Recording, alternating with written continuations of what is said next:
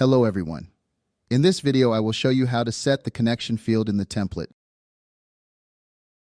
Connection specifies the type of request to make.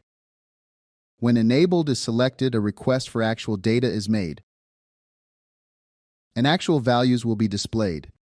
If test is selected, the request will serve only to test if data input is correct.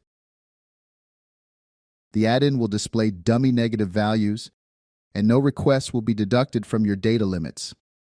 This is useful to test your spreadsheet setup.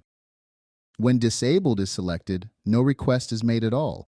Use this option if you do not want to request data for an assessment twice. When making a request, you can also leave the connection empty. In this case, it will use the default connection setting from the home sheet.